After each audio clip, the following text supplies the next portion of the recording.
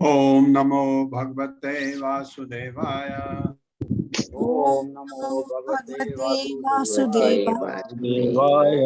ओम नमो भगवते वासुदेवाय। ओम नमो भगवते वासुदेवाय। ओम नमो भगवते वासुदेवाय। ओम नमो भगवते वासुदेवाय। नारायणं नमस्कृत्य नारायणं नमस्कृत्य नरं चैव नरोत्तमं देवीं सरस्वतीं व्यासं ततो जयमुदीरयेत्। ततो जयमुदीरये। नष्टप्रायेषु भद्रेषु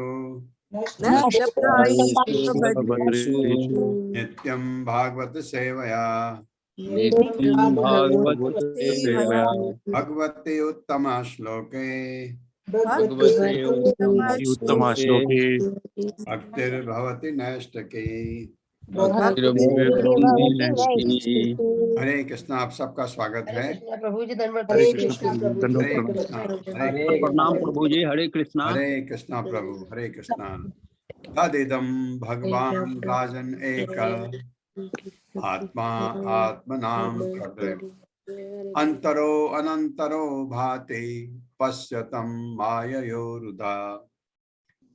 तदिदं भगवान राजम एक आत्मा आत्मनां स्वदृक् अंतरो अंतरो अनंतरो भाति पश्यतं माययोरुधा। मेरे साथ पढ़िए। तदिदं भगवान राजन एक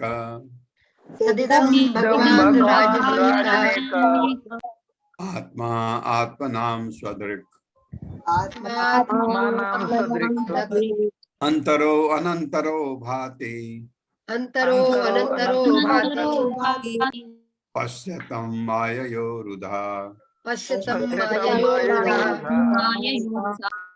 तदिदं भगवान राजन एक आत्मा आत्मनां स्वदृक्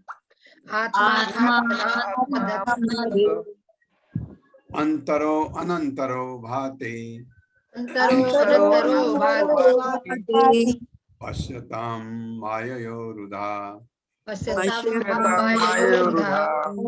अर्थ है तत् अतः इदम, यह अभिव्यक्ति भगवान भगवान राजन हे राजन एक अद्वितीय आत्मा परमात्मा आत्मनाम अपनी शक्तियों से स्वदृक् गुणों में अपने ही जैसा अंतरः बाहर अनंतरः भीतर तथा अपने द्वारा भांति प्रकट करता है। पश्य देखो तम उन्हें ही माया विभिन्न शक्तियों के प्राकट्य से पुरुधा अनेक प्रतीत होता है।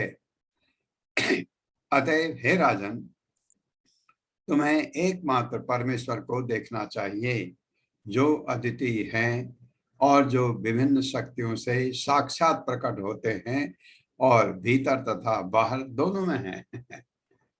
कितना अच्छा उपदेश दिया है युधिष्ठिर महाराज को। अतएव मेरे साथ पढ़े, अतएव हे राजन, अतएव हे राजन, तुम्हें एकमात्र परमेश्वर को देखना चाहिए, जो अद्वितीय हैं, जो अद्वितीय है, और जो विभिन्न शक्तियों से और जो विभिन्न शक्तियों से साक्षात प्रकट होते हैं, साक्षात प्रकट होते हैं, और भीतर तथा बाहर दोनों में हैं। भीतर तथा बाहर दोनों में है। हाँ, भगवान भीतर भी हैं और बाहर भी हैं। ये दोनों भीतर हैं आपके हृदय में परमात्मा के रूप में, बाहर हैं भगवान किस भिन्न भिन्न रूप में आते हैं। तात्पर्य माता जी। हरे कृष्ण। पल्लवी माता जी। हरे कृष्णा माता जी। हरे कृष्णा प्रभु जी। तात्पर्य श्रील प्रभुपाद जी द्वारा। श्रील प्रभुपाद जी की जय। पूर्ण पुरुषोत्तम भगवान अद्वितीय है, किंतु वे अपनी विभिन्न शक्तियों के द्वारा स्वयं प्रकट होते हैं, क्योंकि वे स्वभाव से आनंदमय हैं। सारे जीव भी उनकी तटस्थ शक्ति के प्राकट्य है, जो गुणों में भगवान के समान है, और भगवान की बहिरंगा तथा अंतरंगा शक्तियों के भीतर तथा बाहर दोनों ही जगह असंख्य जीव है। चूंकि आध्यात्मिक जगत भगवान की अंतरंगा शक्ति की अभिव्यक्ति है, अतएव जो जीव उस अंतरंगा शक्ति के भीतर है, वह बहिरंगा शक्ति से दूषित हुए बिना गुण में भगवान समान ही है। जीव भगवान से गुणों में एक होकर भी भौतिक जगत के कल्मश के कारण विकृत रूप में दिखता है, अतएव उसे भौतिक जगत में तथाकथित सुख तथा दुख का अनुभव होता है। ऐसा अनुभव क्षणिक होते हैं और उनसे आत्मा पर कोई प्रभाव नहीं पड़ता। ऐसे क्षणिक सुख तथा दुख की अनुभूति अपने भगवान के समान गुण की विस्मृति के कारण ही होती है, किंतु भगवान से भीतर तथा बाहर एक नियमित धारा प्रवाहित होती रहती है, जिससे जीव अपनी पतित अवस्था को सुधार सकता है। भीतर से वे अंतर्यामी परमात्मा के रूप में इच्छा करने वाले जीवों को सुधारते हैं, और बाहर से वे गुरु तथा शास्त्रों के रूप में अपनी अभिव्यक्ति द्वारा सुधारते रहते हैं। मनुष्य को भगवान की ओर ही दृष्टि लगानी चाहिए। उसे तथाकथित सुख तथा दुख प्रकट होने पर विचलित नहीं होना चाहिए, अपितु पतित आत्माओं को का सुधार करने के भगवान के बाह्य कार्यों में उनकी सहायता करनी चाहिए। उन्हीं के आदेश से ही मनुष्य को आध्यात्मिक गुरु बनकर उनको सहयोग देना चाहिए। किसी को अपने निजी लाभ के लिए, आजीविका कमाने के लिए अथवा धंधे के साधन के लिए गुरु नहीं बनाना चाहिए। ऐसे प्रामाणिक गुरु जो भगवान को सहयोग देने के लिए भगवान की ओर दृष्टि लगाते हैं, वे गुणात्मक रूप से भगवान से एक होते हैं, और भुलक्कड़ जीव केवल विकृत प्रतिबिंब मात्र होते हैं। अतएव युधिष्ठिर महाराज को नारद उपदेश देते हैं कि वे तथाकथित सुख तथा दुख के मामलों से तनिक भी विचलित न हो, अपितु भगवान के उस ध्येय को पूरा करने के लिए भगवान की ओर देखे जिसके लिए भगवान अवतरित हुए हैं। यही उनका मूल कर्तव्य है। हरे कृष्णा प्रभु जी। हरे कृष्णा माता जी। हरे कृष्णा। बहुत अच्छा तात्पर्य है, इसमें हर एक शब्द बहुत इम्पोर्टेंट है। थोड़ा सा मैं इसके ऊपर थोड़ा बोलता हूँ। भगवान अद्वितीय हैं, ये तो पता ही है, हमने बहुत पढ़ा है भगवत गीता में। भगवान कितने महान हैं, क्या क्या नहीं कुछ कर डालते हैं, और कब कब करते हैं वो भी अद्वितीय है। कभी समझ नहीं आता है कि भगवान यहाँ ऐसा क्यों कर गए, क्यों नहीं समझ आता है। भगवान को समझना बहुत मुश्किल है।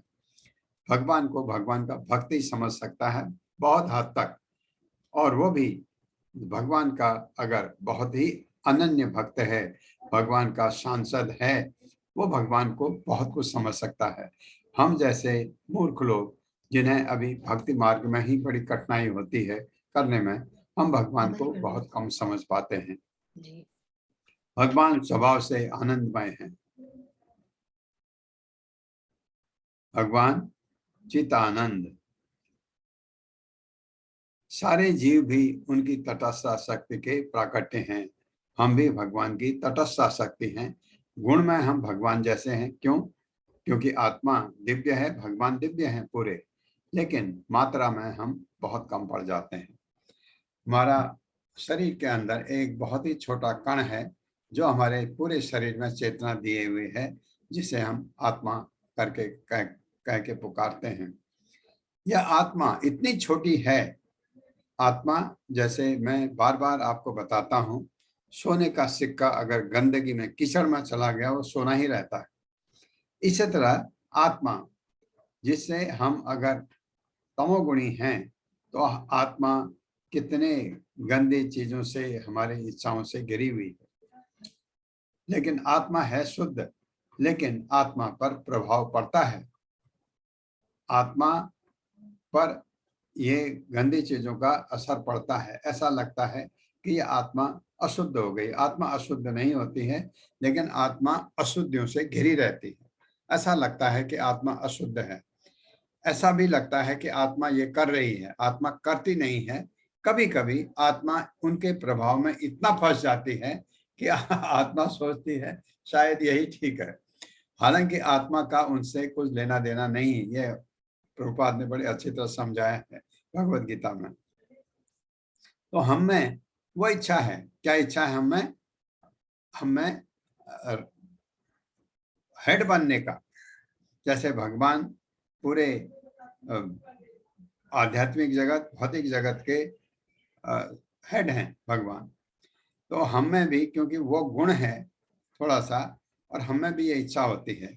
आप किसी स्कूल में पढ़ाती हैं, आपका मन करता है कि आप हेड बन जाए, प्रिंसिपल बन जाए। आप किसी ऑफिस में हैं, आपको लगता है हाँ मैं भी हेड बन जाऊं। आप कहीं भी हैं, ये हमें भौतिक जगत पर अपना आधिपत्य जमाने का एक जो ये हमें प्रवृत्ति आती है। कौन सी प्रवृत्ति है? भगवान वाली। तो ये कब आती है हमें? जब हम भगवान को भूल जाते हैं, भगवान की तरफ पीठ लग गई तो आप में ये प्रवृत्ति आने लगती है। अगर आप भगवान की भक्ति में लगे हैं तो आपको तो पता है भगवान सब कुछ है, स्वामी हैं, आप सेवक हैं। सेवक हैं तो सेवक कैसे सोच सकता है कि मैं हर चीज का हेड बनूं? हाँ, भौतिक जगत में आप हैं। अगर आपके कार्यों से किसी वजह से आपको हेड बना दिया जाए तो भी आपको उससे न तो बहुत खुशी होती है न दुख होता है, क्योंकि आप जानते हैं कि ये कार्य आपको दिया गया है या आपने इसको अच्छी तरह निभाना है, बस वो आपको रहता है। लेकिन जब भगवान की तरफ पीठ लग गई, भूल गए भगवान को, विस्मृति आ गई, तो हमें ये भाव आने लगते हैं। अगर आप भक्ति में हैं वास्तव में, आप में ये भाव कभी नहीं आएगा, कभी नहीं आएगा कि मैं ये बन जाऊं, मैं ये बन जाऊं, क्योंकि आपकी इच्छा एक ही रहती है कि भगवान की भक्ति, वो हमारी इच्छा होती है। और जब भगवान की विस्मृति हो जाती है तो हम सोचते हैं हम ही सब कुछ हैं। ये अंतरंगा शक्ति के अंतर्गत ऐसा होता है, क्योंकि आध्यात्मिक जगत भगवान की अंतरंगा शक्ति की अभिव्यक्ति है। इसीलिए आध्यात्मिक जगत यानी बैकुंठ या गोलोक वृंदावन में आने के लिए भगवान ने क्या कहा है भगवत गीता में? मेरे बच्चों, यहाँ भौतिक चीज नहीं आ सकती, क्योंकि भौतिक चीज कलुषित होती है, कंटामिनेटेड होती है। वहां शुद्ध चीज आ सकती है। इसलिए वो कहते हैं अपने को भक्ति मार्ग से। फिर भगवान ने चैतन्य महाप्रभु के रूप में आए। देखा कलयुग में आप बड़ी बड़ी चीजें नहीं कर सकते हैं, कहा कि हरि नाम जपो, मंत्र दे दिया, हरे कृष्ण कृष्ण कृष्ण हरे हरे, हरे राम राम राम हरे हरे। ये मंत्र जपो कलयुग में। इसी को गा के गाओ घर में कीर्तन, या जोर से जपो कीर्तन, धीरे से जपो जप, इतने धीरे से कि आपके कान को सुनाई दे। ये इससे बढ़िया मौका और हमको क्या मिल सकता है? भागवतम में सुखदेव गोस्वामी परीक्षित महाराज को कहते हैं, हालांकि ये कलयुग जो है बड़ा बड़ा गड़बड़ है, यहाँ सब कुछ सब कलुषित है, काफी चीजें, लोगों के आचरण बिल्कुल गड़बड़, ये सब कुछ है, लेकिन एक चीज कलयुग में बहुत अच्छी है। उन्होंने कहा है भागवतम में, उन्होंने भगवत गीता में आपको श्लोक बताया भी था। क्या अच्छा है कि यहाँ हरिनाम जप करके आदमी बैकुंठ जा सकता है। न तो ये आपके सत्ययुग में पॉसिबिलिटी है, न त्रेता में, द्वापर में, कलयुग में। भगवान आके कह गए ये जपो जाओ। जपते का मतलब भगवत गीता में और भी कहा है, जपो, जपना सबसे प्राइमरी है। ये आपने जपना शुरू किया और आपने क्या कहा भगवत गीता में? फल से कर्म करो, कर्म के फल से आसक्ति मत रखो। बस बहुत सरल है। क्या करें, आसक्ति होती है, हमारी भौतिक जगत है, हम काम करते हैं, उसका फल चाहिए हमको, बस फल को भगवान के ऊपर छोड़ दीजिए। बहुत सारे लोग कहते हैं कर दिया हमने, अब जो भी करेंगे भगवान स्वीकार है। ये प्रवृत्ति लानी है। ये प्रवृत्ति लाते लाते लाते बाद में आपको ये चीजें हो जाती हैं, आपको फल से आसक्ति नहीं रहेगी। फल मिलेगा, अच्छा भी मिलेगा, कभी खराब भी होगा, बट आपको न दुख होगा न सुख होगा। ये लेटर स्टेज है, आप भक्ति में आगे बढ़ते हैं तो ये चीज होती है। कितनी अच्छी बात है, भगवत गीता में ये हमको बता दिया, ये दो चीज। अब ये चीज छोड़ करके अगर हम लगेंगे तो क्या होगा, हमको भक्ति में लगे हैं आप, अच्छा काम तो कर रहे हैं, लेकिन आपको फल नहीं मिलेगा। क्यों? क्योंकि एक रास्ता है जो आपको बताया गया, ये रास्ता आप सीधे जाएंगे तो आपको वो गंतव्य स्थान मिलेगा। आपने रास्ता ही छोड़ दिया तो गंतव्य स्थान कैसे मिल सकता है? तो रास्ता बिल्कुल सरल सीधा बता के गए चैतन्य महाप्रभु, और उनके डिसाइपल डिसाइपल डिसाइपल डिसाइपल के डिसाइपल, उनके के शिष्य हमारे स्वामी प्रभुपाद ने हमको फॉर्मूला दे दिया। फॉर्मूला कहीं देखिए, कोई गुरु, कितने महान महान गुरु जो भी हुए हैं, किसी ने नहीं दिया ऐसा फॉर्मूला। प्रभुपाद देखे गए, कम से कम 16 माला जपो, 4 रेगुलेटरी प्रिंसिपल फॉलो करो, सात्विक खाना खाओ, और भगवान को प्रसाद भगवान का प्रसाद ग्रहण करो। पहले भगवान को ऑफर करो, भोग लगाओ, उसके बाद प्रसाद खाओ। तो आपकी जीभ कंट्रोल हो गई तो उदर कंट्रोल हो गया तो उपस्थ कंट्रोल। तो ये आपको उपदेशामृत में क्या कहा था, जिह्वा बेगम उदरो उपस्थ बेगम। ये अगर आपने कंट्रोल कर लिया तो आप सारे संसार में शिष्य बना सकते हैं। ये बड़ी बड़ी बात है। तो ये 2 उपदेश हमको जो दिए हैं वो हमने भूलना नहीं है। भगवान से विस्मृति हो गई, भूल गए, तो हम फिर अपने सुख की सोचने लगते हैं, अपने को हम बहुत बड़ा और बहुत इच्छाएं लेके, और जिससे आपको कष्ट ही कष्ट मिलते हैं। भौतिक जगत में सुख नहीं मिलता, सुख मिलता है क्षणिक दुख के साथ। अतएव उसे भौतिक जगत में तथाकथित सुख तथा दुख का अनुभव होता है, मिलता है आपको सुख दुख दोनों। आप जब कर्म करेंगे तो कभी बहुत अच्छा हो गया रिजल्ट, आपको कोई फायदा हो गया 1-2 लाख रुपए का, आपको बहुत खुशी होगी। दूसरे दिन लगेगा कि इसमें एक टैक्स लग गया जो आपने नहीं भरा था, आपको पेनल्टी पड़ेगी इतना, तो आपको दुख भी आ गया, दुख भी साथ में। तो सुख दुख भौतिक जगत का ये लगा रहता है। ऐसे अनुभव क्षणिक होते हैं, ये बिल्कुल सही है। सुख है क्षणिक, दुख भी क्षणिक है, और उनसे आत्मा पर कोई प्रभाव नहीं पड़ता। ऐसे क्षणिक सुख दुख की अनुभूति अपने भगवान के समान गुण की विस्मृति के कारण होती है। अब आप कहेंगे क्या, अगर हम भगवान की भक्ति करें तो हमको, अगर भगवान को याद करते रहें तो ये दुख सुख नहीं आएंगे? ये तो आएगा। तो फर्क क्या पड़ा? फर्क ये पड़ा कि ये आपको विचलित नहीं कर सकते हैं। हाँ, आप कहेंगे भगवान नहीं दिया, आपका बहुत धन्यवाद। हरे कृष्ण कृष्ण कृष्ण हरे हरे, हरे राम राम राम हरे। धन्यवाद किस चीज का? भगवान ने तो आपको फल मिला ही नहीं। धन्यवाद इसका कि शायद इसमें मेरा भला था, भगवान ने इसलिए नहीं दिया। भगवान आपके सबसे बड़े हितैषी हैं। सुहृदम सर्वभूतानां ज्ञात्वा माम शांतिम ऋच्छति,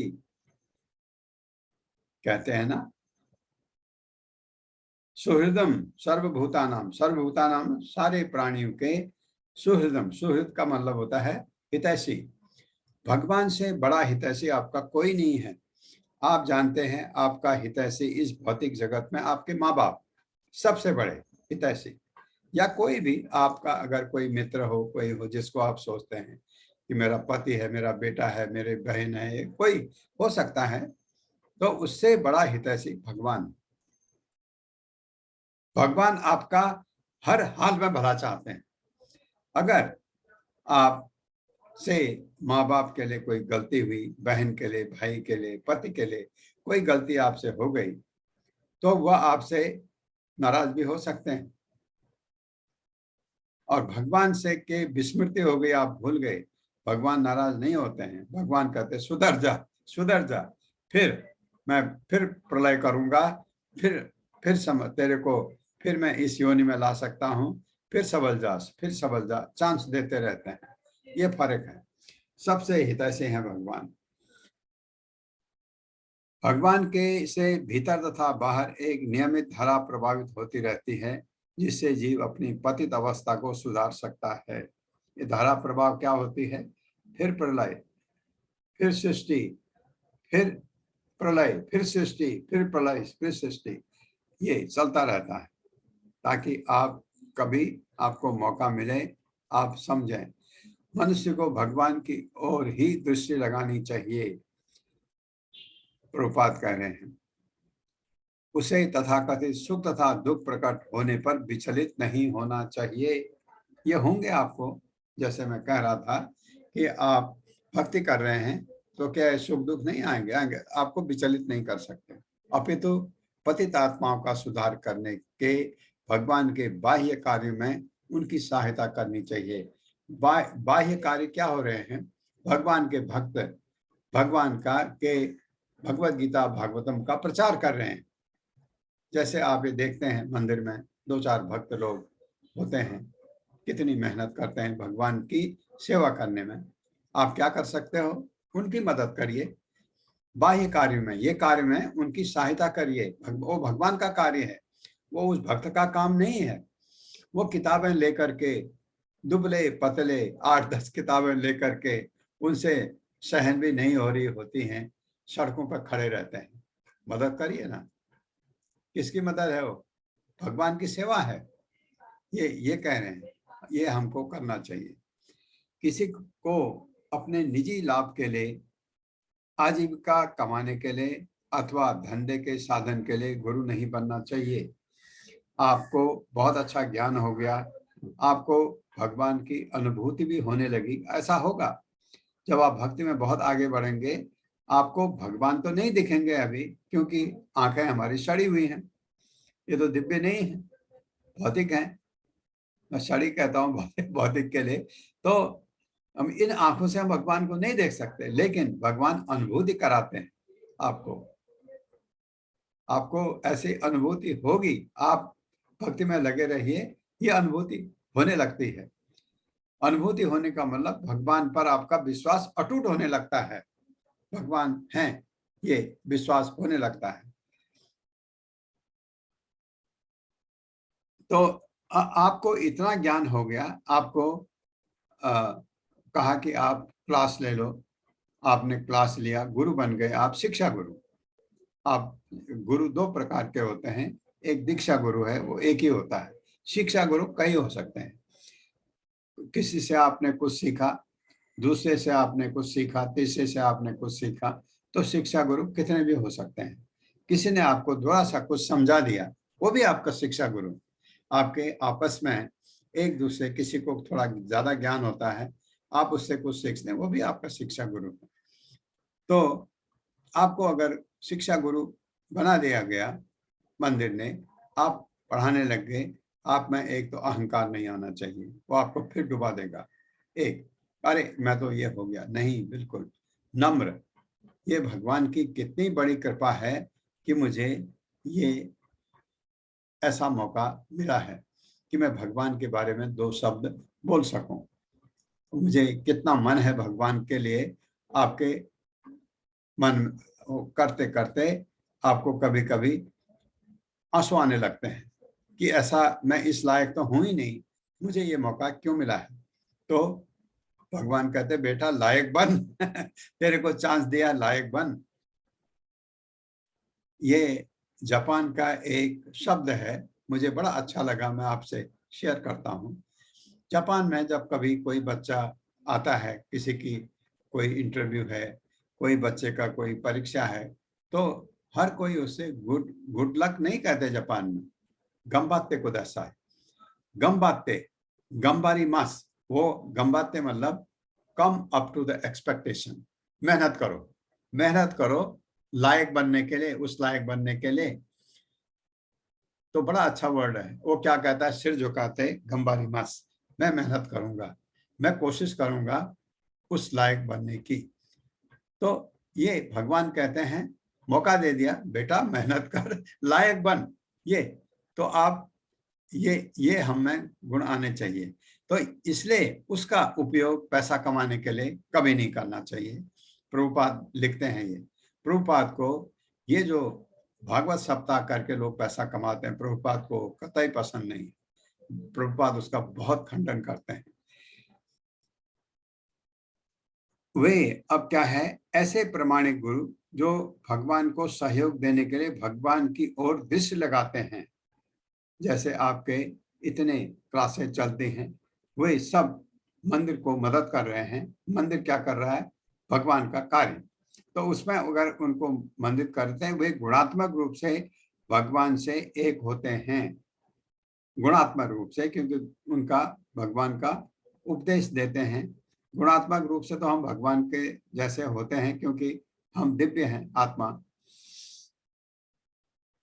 और भुलक्कड़ जीव केवल विकृत प्रतिबिंब मात्र है। भुलक्कड़ जो है वो इस पर यहाँ पर अपना आधिपत्य जमाना चाहता है। अतः युधिष्ठिर महाराज को नारद उपदेश देते हैं कि वे तथाकथित सुख दुख के मामलों से तनिक भी विचलित न हो। वो विचलित क्यों हो गए, गायब हो गए चाचा, गायब हो गए धृतराष्ट्र, गायब हो गई गांधारी। दुख तो होना था, क्योंकि वह उनका संरक्षण कर रहे थे। अपितु भगवान के उस ध्येय को पूरा करने के लिए भगवान की ओर देखें। इसलिए कभी भी आपके अगर कोई तकलीफ आती है घर में, आप विचलित हो जाते हैं, तो क्या कहते हैं, आप किसी भी भक्त को कहिए कि प्रभु बहुत परेशानी हो रही है, घर में ऐसे ही विपदा आ पड़ी है, तो बहुत हम विचलित हो गए हैं। वो क्या कहते हैं, एक माला दो माला और जपी, हरे कृष्ण कृष्ण कृष्ण हरे हरे, वही आपको सांत्वना दिला सकती है। 49वां श्लोक है, सो अयम मध्य महाराज भगवान भूत भावनः काल रूपो अवतीर्णो अस्याम भावाय सुरद्विषाम। सो अयम अद्य महाराज भगवान भूत भावनः काल रूपो अवतीर्णो अस्याम भावाय सुरद्विषाम। मेरे साथ पढ़िए, सो अयम अद्य महाराज मध्य महाराज भगवान भूत भावनः भगवान भावनः काल रूपो अवतीर्णो अवतीर्णो अस्याम भावाय सुरद्विषाम। भावाय सुरद्विषाम्। सो अयम अद्य महाराज सोऽयम् अद्य महाराज भगवान भूत भावनः भगवान भूत काल रूपो अवतीर्णो अस्याम भावाय सुरद्विषाम। शब्दार्थ है, सह वे परमेश्वर, अयम भगवान श्री कृष्ण, अद्य इस समय, महाराज हे राजा, भगवान भूत भावना प्रत्येक सृजित वस्तु के सृष्टा या पिता, काल रूप सर्वभक्षी काल के वेश में, अवतीर्ण अवतरित, अस्याम विश्व पर, अभावाय निकाल फेंकने के लिए, सुरदिशाम जो लोग भगवान की इच्छा के विरुद्ध हैं उन्हें। भावार्थ है, वे ही पूर्ण पुरुषोत्तम भगवान श्री कृष्ण सर्वभक्षी काल के वेश, काल रूप में अब संसार से द्वेषी लोगों का सर्वनाश करने के लिए पृथ्वी पर अवतरित हुए हैं। मेरे साथ पढ़िए, वे ही पूर्ण पुरुषोत्तम भगवान श्री कृष्ण पूर्ण पुरुषोत्तम भगवान श्री कृष्ण सर्वभक्षी काल के वेश, सर्वभक्षी काल के वेश काल रूप में काल रूप में अब संसार से अब संसार से द्वेषी लोगों का सर्वनाश करने के लिए पृथ्वी पर अवतरित हुए हैं। तात्पर्य। रश्मि माता जी, हरे कृष्णा। हरे कृष्णा प्रभु जी, हरे कृष्ण माता जी।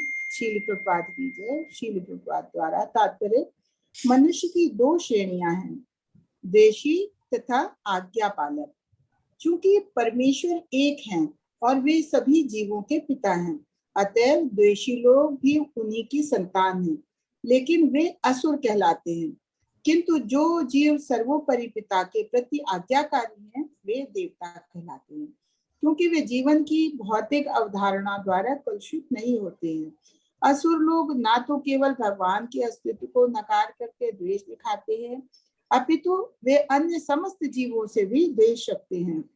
जगत में असुरों के प्राधान्य को कभी कभी भगवान उनको पूरी तरह विनष्ट करके ठीक करते हैं और पांडव जैसे देवताओं का राज स्थापित करते हैं। छद्म रूप में काल नाम की एक उनकी उपाधि महत्वपूर्ण है।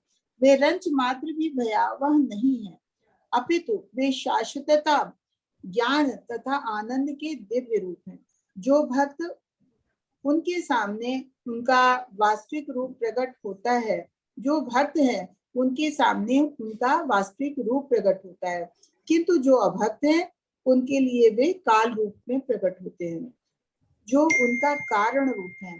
भगवान का ये कारण रूप असुरों को तनिक भी सुहावना नहीं लगता, अतः वे भगवान को निराकार मान लेते हैं, जिससे उनकी झूठी सुरक्षा की भावनाओं का अनुभव हो और वे ऐसा सोच सके कि अब उन्हें भगवान द्वारा नष्ट नहीं किया जाएगा। हरे कृष्ण प्रभु। हरे कृष्ण माता जी, हरे कृष्ण। ये तो इसमें उस चीज को फिर अच्छी तरह और समझाया प्रभुपाद ने। द्वेषी है एक भगवान को, ये आपका भौतिक जगत में भी है, या तो कोई आपके जैसे घर में है, आप घर के हेड हैं, बड़ी हैं, सासू माँ हैं घर के, या पिता हैं, तो कोई आपका आज्ञाकारी होता है, कोई आपका कभी कभी द्वेषी भी हो जाता है। ये घरों में अक्सर देखा जाता है जब बच्चों की शादियां हो जाती हैं, तो क्योंकि ज्यादा लोग आते हैं, अब कहाँ गड़बड़ कहाँ होती है, स्वार्थ की वजह से। अगर अपना स्वार्थ छोटा मोटा अगर आप छोड़ करके थोड़ा उससे ऊपर उठें तो आपका कभी कलह नहीं होता है, लेकिन छोटे छोटे स्वार्थ की वजह से घर में कलह होने लगती है, और कुछ उसमें आज्ञाकारी कम और उसमें द्वेषी ज्यादा हो जाते हैं, तो घर में क्या होता है, अशांति। तो जो द्वेषी हैं वो हमेशा, आपने देखा होगा बहुत लोगों को, उनमें हमेशा नेगेटिविटी ज्यादा होती है, ये उनके कर्मों के फल हैं। सॉरी। तो ये चीज यहाँ पर इन द्वेषी को लोगों को असुर कहा गया है। जो और कौन है, ये भगवान के लिए हम कह रहे हैं, जो भगवान के उपदेश हैं उनका पालन करते हैं वो सुर कहलाते हैं, जो उपदेश को नहीं मानते वो असुर कहलाते हैं। और जो सर्वोपरि पिता के प्रति आज्ञाकारी हैं वे सुर कहें या उनको देवता कहलाते हैं। वो किसी भी भौतिक जीवन की भौतिक अवधारणा द्वारा कलुषित नहीं होते हैं, उनका कंटेमिनेशन इतना इजीली नहीं होता, क्योंकि वो समझते हैं ये छोटी मोटी चीजें जो हैं ये इससे आपको प्रभाव नहीं पड़ना चाहिए। और असुरों को छोटी छोटी चीजें उसको वो पहाड़ बना देते हैं, राई का पहाड़ कहते हैं ना, जिससे द्वंद्व उत्पन्न होता है। यही नहीं कि वो भगवान से द्वेष रखते हैं, वो फिर उनसे भी द्वेष रखते हैं जो भगवान के भक्त होते हैं, वो भगवान को बिल्कुल मंजूर नहीं होता है। भगवान से आप द्वेष रखते हैं कोई बात नहीं, भगवान तो निपटा लेंगे, उनको फर्क भी नहीं पड़ेगा, लेकिन भगवान के भक्तों से अगर द्वेष रखते हैं फिर आपका विनाश निश्चित है। भगवान के भक्तों से जो द्वेष रखता है उसको भगवान कभी माफ नहीं करते। छद्म रूप में काल नाम की उनकी उपाधि महत्वपूर्ण है। भगवान काल रूप हैं। भगवान ने अपना 11वें अध्याय में भगवत गीता में अपना काल रूप दिखाया था। मैं जो है उनका तो मैं विनाश तो कर चुका हूं। अर्जुन को बोला कि अब तुम लड़ो और ख्याति प्राप्त करो, क्योंकि मैं तो कर चुका हूं काम। छद्म रूप में काल नाम की उनकी उपाधि महत्वपूर्ण है। वे रंश मात्र भी भयावह नहीं है, अपितु वे शाश्वतता, ज्ञान तथा आनंद के दिव्य रूप हैं। जो भक्त हैं उनके सामने उनका वास्तविक रूप प्रकट होता है। भक्त उनको वैसे देखता है और जो अभक्त हैं उनको उनका रूप अच्छा नहीं लगता है। ये बताया गया। 50वां श्लोक। निष्पादितं देवकृत्यम् अवशेषं प्रतीक्षते तावद् यूयम् अवेक्ष्यध्वं भवेद् यावद् इहेश्वरः। इहेश्वर मतलब इह ईश्वरः। निष्पादितं देवकृत्यम् अवशेषं प्रतीक्षते तावद् यूयम् अवेक्ष्यध्वं भवेद् यावद् इहेश्वरः। मेरे साथ पढ़िए। निष्पादितं देवकृत्यम् अवशेषं प्रतीक्षते तावद् यूयम् अवेक्ष्यध्वं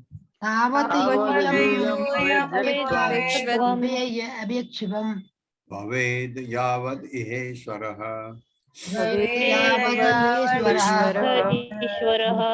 निष्पादितं देवकृत्यम्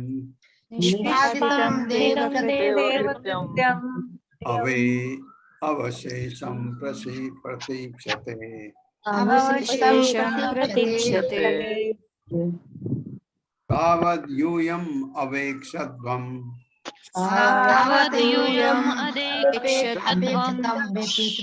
भवेद् यावद् इहेश्वरः।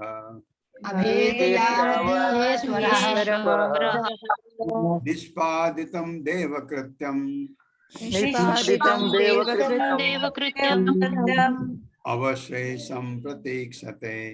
अवशेषं प्रतीक्षते यावद् यूयम् अवेक्ष्यध्वं भवेद् यावद् इहेश्वरः। शब्दार्थ। निष्पादितम संपन्न, देवकृत्यम देवताओं की ओर से जो कुछ होना था, अवशेषम शेष, प्रतीक्षते प्रतीक्षित होकर, तावत उस समय तक, यूयम आप सारे पांडव, अवेक्ष्यध्वम देखो तथा प्रतीक्षा करो, भवेद हो यावत जब तक, यह इस संसार में ईश्वर परमेश्वर। भावार्थ है भगवान ने देवताओं की सहायता करने का अपना कर्तव्य पहले ही पूरा कर दिया है और जो शेष है उसके लिए वे प्रतीक्षारत हैं। आप सभी पांडव तब तक प्रतीक्षा कर सकते हो जब तक भगवान इस धरा पर उपस्थित हैं। वाह, कब नंबर आएगा तुम्हारा, जो करना है वो करेंगे। ये करके मेरे साथ पढ़िए। भगवान ने देवताओं की सहायता करने का अपना कर्तव्य पहले ही पूरा कर दिया है और जो शेष है उसके लिए वे प्रतीक्षारत हैं। आप सभी पांडव तब तक प्रतीक्षा कर सकते हो जब तक भगवान इस धरा पर उपस्थित हैं। हाँ, तात्पर्य। अत्रेयी मोदक माता जी। हरे कृष्णा। हरे कृष्णा। भगवान अपने तात्पर्य शील प्रभुपाद के जय शील प्रभुपाद के द्वारा भगवान अपने धाम कृष्ण लोक से जो आध्यात्मिक आकाश का सर्वोच्च लोक है, इस भौतिक विश्व के देव शासकों की सहायता करने हेतु तब तब अवतरित होते हैं जब जब वे उन असुरों द्वारा अत्यधिक सताए जाते हैं, जो न केवल भगवान से अपितु उनको भक्तों से भी देश रखते हैं। जैसा कि ऊपर कहा जा चुका है, बद्ध जीव अपनी ही रुचि से भौतिक जगत के साधनों पर प्रभुत्व जताने की अपनी प्रबल इच्छा द्वारा प्रेरित होकर भौतिक संसर्गों में आते हैं और वे सभी वस्तुओं के अवास्तविक स्वामी बन बैठते हैं। प्रत्येक व्यक्ति काल्पनिक ईश्वर बनना चाहता है। ऐसे कृत्रिम ईश्वरों में प्रबल होड़ लगी रहती है और ऐसे प्रतियोगी सामान्यतया असुर कहलाती है। जब संसार में असुरों की संख्या बढ़ जाती है, तब ये जगत भगवत भक्त के लिए नरक बन जाता है। असुरों की वृद्धि के कारण जनता जो स्वाभाविक रूप से भगवान की भक्ति को समर्पित होती है, वो उच्च लोक के देवताओं सहित भगवान के शुद्ध भक्त उद्धार के लिए भगवान से प्रार्थना करते हैं।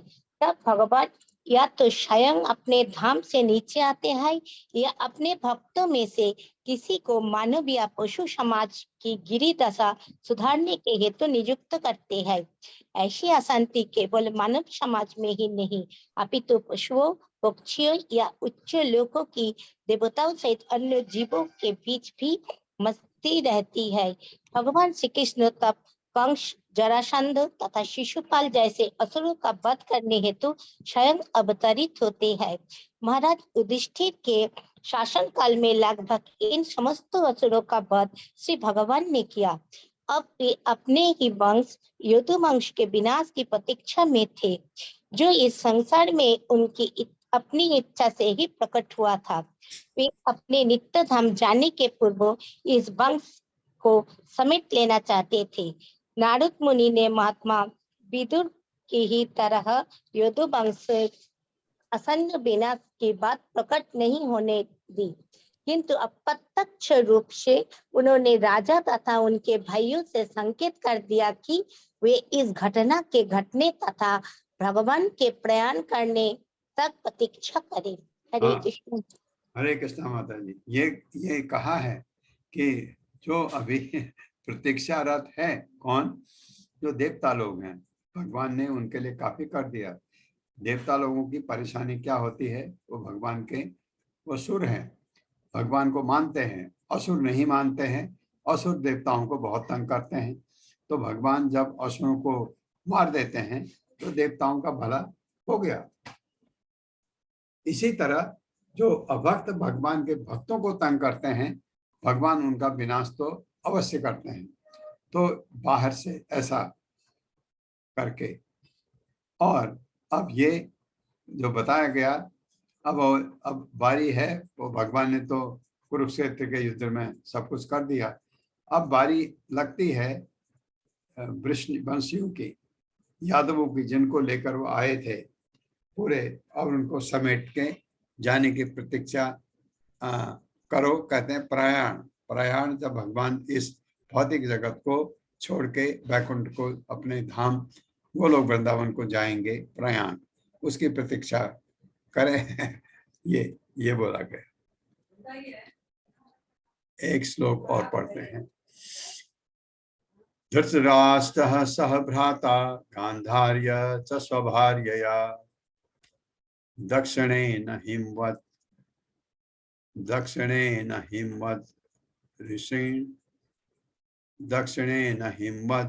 ऋषीणाम् आश्रमं गतः।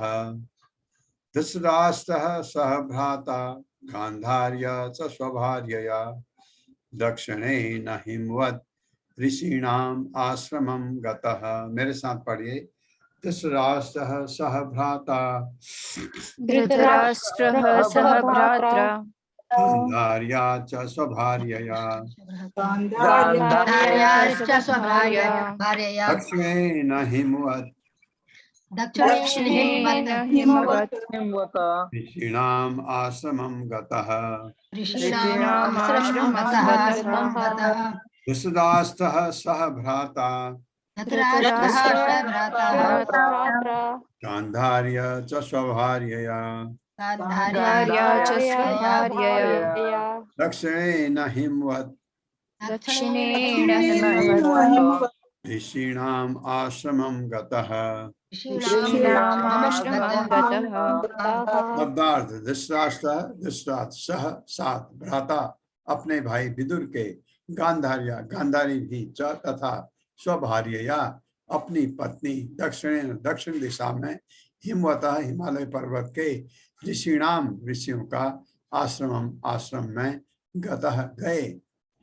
हे राजन, आपके चाचा बता रहे हैं, नारद बता रहे कहाँ हैं आप। हे राजन, आपके चाचा धृतराष्ट्र, उनके भाई विदुर तथा उनकी पत्नी गांधारी हिमालय के दक्षिण की ओर गए हैं, जिधर बड़े बड़े ऋषियों के आश्रम हैं। इतना बड़ा काम विदुर ने किया। मैं आपको कल भी बताया था कि धृतराष्ट्र जैसे मनुष्य का कोई उद्धार हो ही नहीं सकता था, लेकिन करवा दिया। ये ऋषियों के आश्रम में जाने के बाद उन्होंने भौतिक जगत से अपने को डिटैच करके भगवान से जोड़ने की कोशिश। मेरे साथ पढ़िए। हे राजन, आपके चाचा धृतराष्ट्र, उनके भाई विदुर तथा उनकी पत्नी गांधारी हिमालय के दक्षिण की ओर गए हैं। हिमालय के दक्षिण की ओर गए हैं। इधर बड़े बड़े ऋषियों के आश्रम हैं। बड़े बड़े ऋषियों के आश्रम हैं। हाँ, ये एक्चुअली आपने लगा होगा कि धृतराष्ट्र को चाचा क्यों कहा है। चाचा ही कहा जाता है एक्चुअली हिंदी में। ये हमारे डायलेक्ट हैं, ताऊ ताई, ऐसे, वो मतलब एक ही है, तात्पर्य। अरुणी माता जी, हरे कृष्णा। हरे कृष्णा माता जी, दंडवत प्रणाम। श्रील प्रभुपाद की जय। श्रील प्रभुपाद के द्वारा तात्पर्य, शोकातुर महाराज युधिष्ठिर को ढांढस बंधाने हेतु सर्वप्रथम श्री नारद मुनि ने दार्शनिक दृष्टि से उपदेश दिया और फिर अपनी दिव्य दृष्टि से देखते हुए उनके ताऊ की भावी गतिविधियों का वर्णन करना प्रारंभ किया, जो इस प्रकार है। तो ये अब बता रहे हैं उनको, क्योंकि नारद तो देख सकते हैं कौन कहाँ है।